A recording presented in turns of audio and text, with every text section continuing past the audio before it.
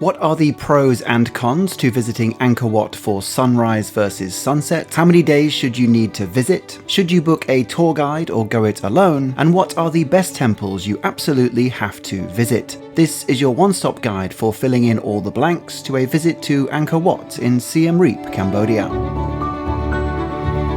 The first decision is how many days should you take to visit the whole of Angkor Wat Archaeological Park. I visited over 2 days, and I think this is probably the best option for most people. I'll go into how those 2 days differ later in the video, but one day had me visiting the small circuit, which includes the most popular temples, so Angkor Wat itself, Bayon Temple, and Taprum. This is the set route that you do if you only have one day. The temples will all be very striking and impressive, but they do have the most people, which, to be honest, still never became overbearing, aside from 2 exceptions that I'll cover later on. The second route is called the Grand Circuit. These will range from having a lot less people around to sometimes feeling like you're on your own. It would typically include temples such as Prakan, Nia Pon, Tasom, and Pre Rup.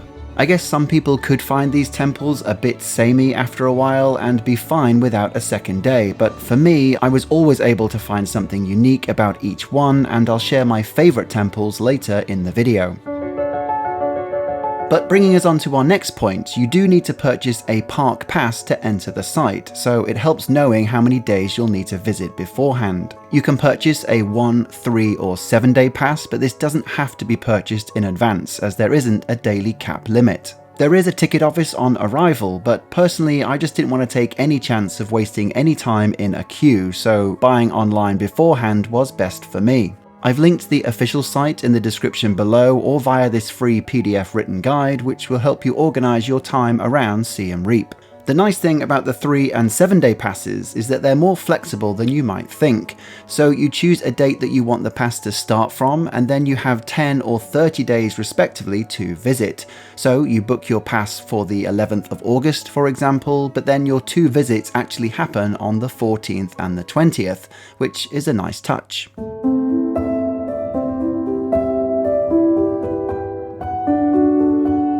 I can't see how anyone would come away from a visit here and not be impressed. Well, unless you're like 12 or something. However, if there was any part to my time here where I could almost see why some people might think it's a tad overrated, it's catching the much-hyped sunrise over Angkor Wat, or even the sunset later on. And that was purely because this was the only time where the amount of people kind of impacted my experience. And I should say only a little. I'd still recommend that you do it, but just with some warning. For the sunrise, the arrival is very special for reasons that are hopefully pretty obvious. And it was great seeing the sky change over the half an hour, but it was just the people, man. There was one guy trying to get photos where he shouldn't have been, ruining everyone else's photos in the process, and staff needed to speak to him, which he argued against. Everyone's trying to get their own space, and yes, with this view, this is all still a 9 out of 10 experience, but it just wasn't perfect, unlike the rest of my visit. So my point is, just keep your expectations slightly in check and you'll still probably love it. One tip if you are here for sunrise though is there's no official "hey, we're now open" announcement, so once the sky is bright, even before the sun is in full view, which probably takes about 20 minutes or so, you are free to walk into Angkor Wat.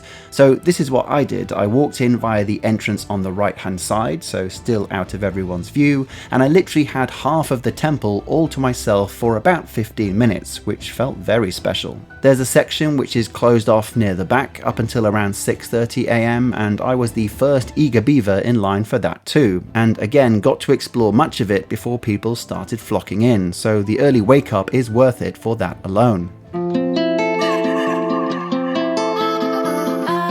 My other day started early afternoon and then finished with a sunset mountain viewpoint. Again, I recommend you do this if you have time. It makes for another unique moment over the 2 days, but as it's a much smaller space than Angkor Wat, the crowds here became pretty packed, with queues forming as I was leaving. I actually left a little early to beat the return exodus and instead watched the sunset from about 10 minutes further down, which still worked for me. So again, just be aware what you're walking into and you'll enjoy it. Of the 2, if you could only do one, I'd say the sunrise is better, mainly just because it is so iconic, and it means that you'll be ahead of the thousands of other people who can't be arsed getting up so early. In terms of how you experience the park, you can join a tour guide, either part of a group or privately. You can visit by tuk-tuk, car or bicycle, and I've linked what I did and alternatives again in that PDF guide. I am typically a huge fan of tour guides. I love hearing the history and having details pointed out that you'd normally miss, but for this trip I chose instead to book a private tuk-tuk driver. Now, these guys speak good enough English, but they aren't certified guides, so their job is more to get you from one temple to the next. They do largely follow the 2 circuits that I mentioned earlier, but ultimately I just loved having the freedom with this option, exploring these ruins in my own time, at my own pace, and mostly in silence. It was literally my favorite aspect of my whole experience, forging my own path, not worrying about when I needed to return, getting a little lost, taking whatever turn caught my eye, and then finding a quiet spot to sit and reflect. In hindsight, I guess, since I was there over 2 days, it could have been a better option to get a tour guide for 1 day and then have the experience of exploring on my own for the second. The small circuit is better suited to having a tour guide, since that covers Angkor Wat and Bayon Temple, where there's a lot more to talk about, so that could be a great way to mix things up. Also, quick tip, I personally loved doing the grand circuit on my first day and then the small circuit for my second, and that was for this reason. For some more practical info when visiting, the tour I took included unlimited water, so I didn't need to think about keeping hydrated. There are a number of good, well-maintained toilets dotted around, enough so that it was never an issue when we needed to make a detour. There are a couple of large restaurants that they take you to for lunch. I ended up at the same one on both days, unfortunately, so I kind of wish I'd have mentioned this to my driver on day 2 so that we could go somewhere else for variety. But then again, maybe there isn't any variety. There is a Starbucks though, which was the only dedicated coffee shop that I saw, but if only to witness the bizarre mix of corporate coffee chain and Angkor Wat combined together. I kinda wish I'd have checked it out. Accessibility wise, I was wearing sandals, but sandals that are pretty good for walking, and this was fine.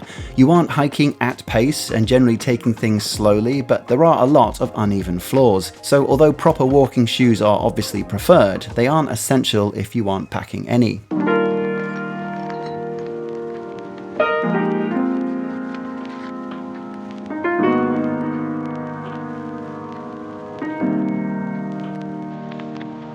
Finally, I want to share some of my personal favourite temples, either because you only have 1 day and want to create your own custom route, or because you're just curious about what sort of nuanced variety you'll likely find as you move between temples. So in no particular order, let's begin with Prakan. This was the very first temple I visited, so I do have a bias towards it, but there is a range of things to look out for here. You can get up close with this super detailed bridge decoration. Its east side ends with this massive stretch of water that seems to go on forever. Its north has this pretty photo stop as you make your return, and overall it's a great mix of open and closed spaces.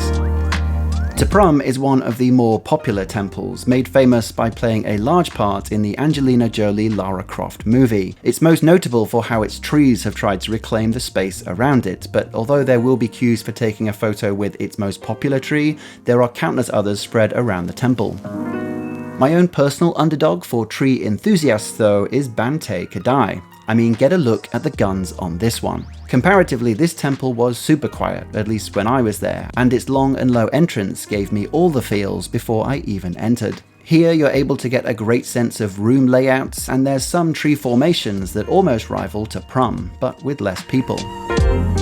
If you're wanting a bit of a workout and looking for viewpoints, then there's 2 temples that I have to mention. The first is Takayo. The steps here are so steep that you're almost scrambling to reach the top, only to be met with even more stairs to reach the summit. Each of these acts as its own private refuge and is a peaceful spot to take a break in the shade.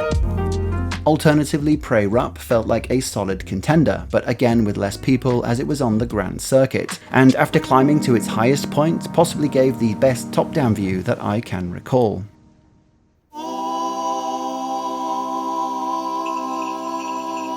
The 2 most popular temples almost don't need mentioning, but I've literally got nothing else to do with my time, so here we are. Angkor Wat is best known in part because it is the largest religious monument in the world, but it is also one of the best preserved. The walk up to Angkor is its highlight, as its shape is so iconic and you really get a sense of scale here. It is a must visit for its reputation alone and features the longest corridors you'll find, massive courtyards that make for a unique view, and the Bakan Tower, which is the highest area you can visit near the back. Similarly, Bayon Temple, built as the official state temple at the time, is another must visit, and one I probably preferred over Angkor Wat. Sat behind this reflective body of water, this was my last temple on my final day, and the crowds were at their peak. But it was the numerous stone-faced pillars that made it so special, just like you're looking right into the face of history. But I also found the widest selection of artwork and carvings here, which felt like the most direct communication I received from the people who made them 900 years ago. Finally, Nia Poin is worth a mention just for this one-of-a-kind entrance. Leading to a small island, this temple is small and flat, but surrounded by water and makes it really stand out. I should also say that there is an Angkor National Museum located within the city of Siem Reap itself, so although not essential, this is a good way to spend a couple of air-conditioned hours getting acquainted with some of the backstory to Angkor Wat. For a full experience of what to expect over a 6-day stay in Siem Reap, this travel vlog goes through everything from hotel to day trips, markets and dining. So, up until the next video, thank you for watching. Suitcase Monkey.